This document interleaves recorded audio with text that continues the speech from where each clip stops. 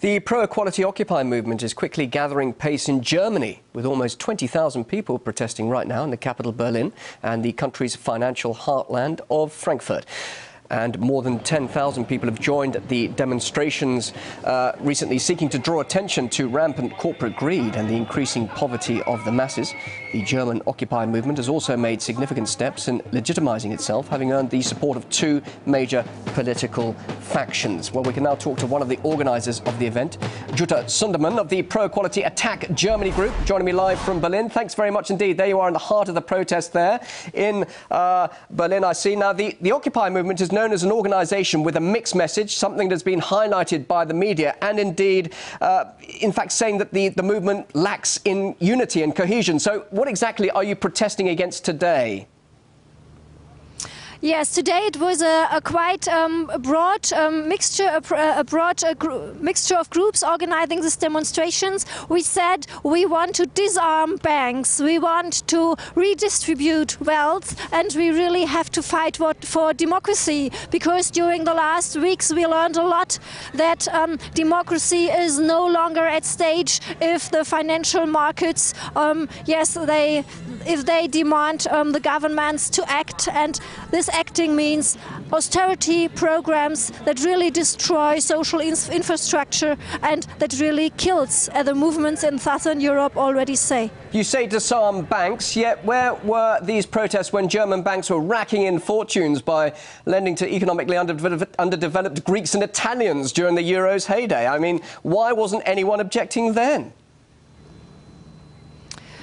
We think it is needed to have protests and broad movements in all European countries. And we know that here in Germany is one of the countries that causes quite a lot of the trouble we have in Europe now, because of the way international competition is organized. Germany is very often on the winning side, but that means that we export also poverty and joblessness for people. And we learned during the last years that very, very soon taxpayers are forced to help to save the banks. We learned in 2008 what happened in such a very short time when billions of euros were given to the banks. And in this time, our German Chancellor, Ms. Merkel, she said that that will never have to happen again, that never again a bank should be so big to be able to blackmail whole societies and whole governments. But this was not, there was nothing really done in this direction. In reality, we still have the situation, the big banks are even bigger, and they earned a lot of money with the public debt of Greece. And now we want to have solutions that include democracy, that include solidarity, and that include a chance for the people really to develop a future. Well, it's interesting, it's very noble and gracious of you to be concerned about other people in other countries, but of course Germany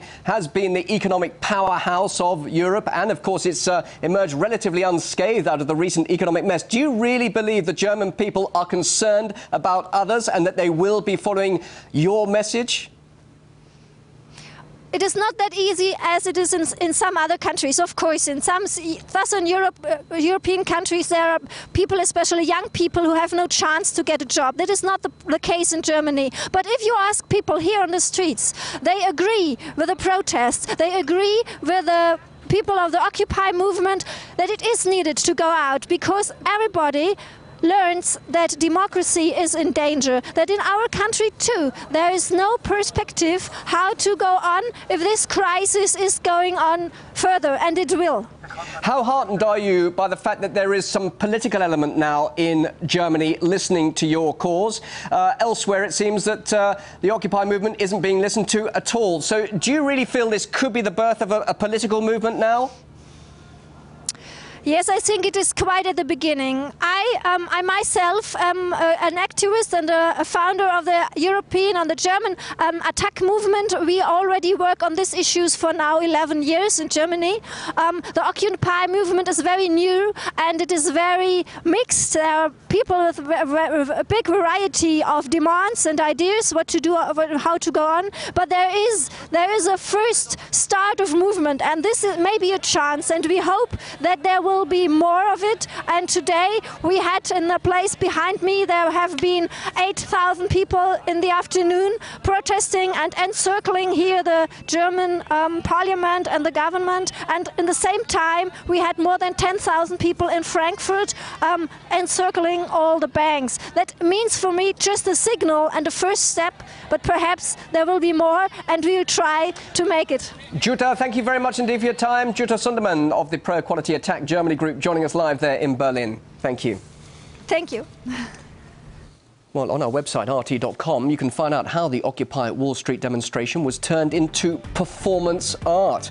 New York police detained 2 clowns, while nearby their accomplice dressed as a matador attempted to attract the beast's attention. Head online to see how this fight ended.